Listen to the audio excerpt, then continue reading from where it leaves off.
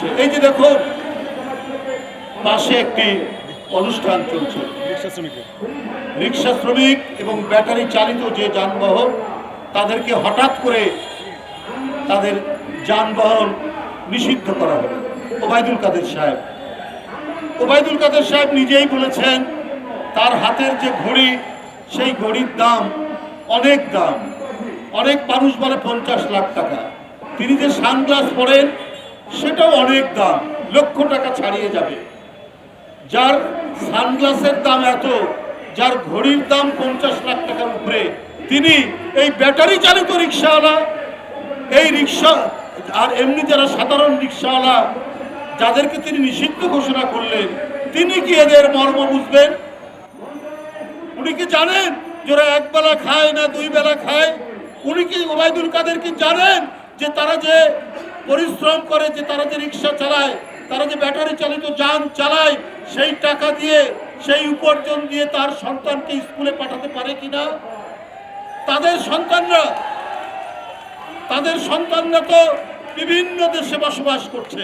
কেউ বলে দুবাইয়ে, কেউ বলে কানাডায়, কেউ বলে মালয়েশিয়ায় সেকেন্ড হোম এবং বিভিন্ন ধরনের হোম বাড়ি তারা সেইখানে নির্মাণ করেছে। তারা তো এদের বিষয় জানে না। তারা একবেলা চাল কিনতে পারছে না।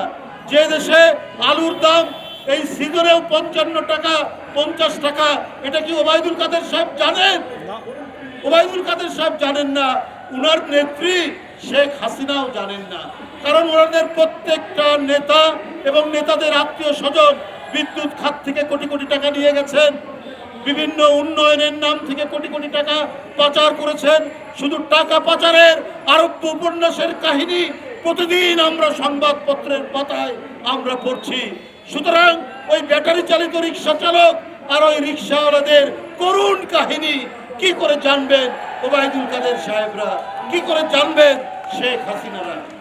আমি ওবায়দুল কাদের সাহেবকে বলি, এই যে ব্যাটারি চালিত যান নিয়ে আসা হলো, এটা তো নিশ্চয়ই কোনো দেশ থেকে আমদানি করা হয়েছে। তাহলে এই আমদানি করার যে সুযোগ, লাইসেন্স কে দিল? তারা যে ঢাকার রাস্তায় বা রাজশাহীর রাস্তায় বা চট্টগ্রামের রাস্তায় প্রতিটি জেলা শহরেই আমি দেখেছি ব্যাটারি চালিত যান। তাহলে তাদেরকে এই রোড পারমিশন এরা কারা দিল? আপনার সরকারই দিয়েছে।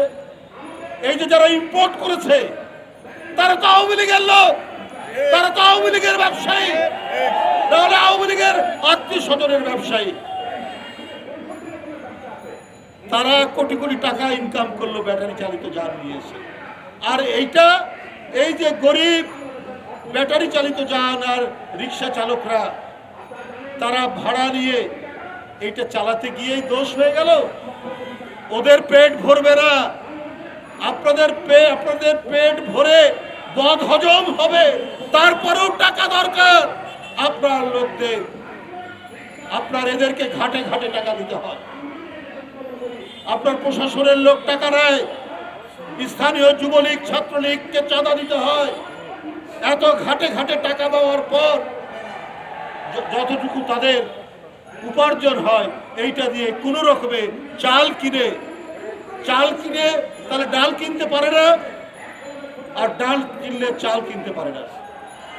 আর এদের উপরেই আপনারা চালাচ্ছেন স্টিম রোলার, এদের উপরেই আওয়ামী লীগের তরবারি মাথার উপর ঝুলছে।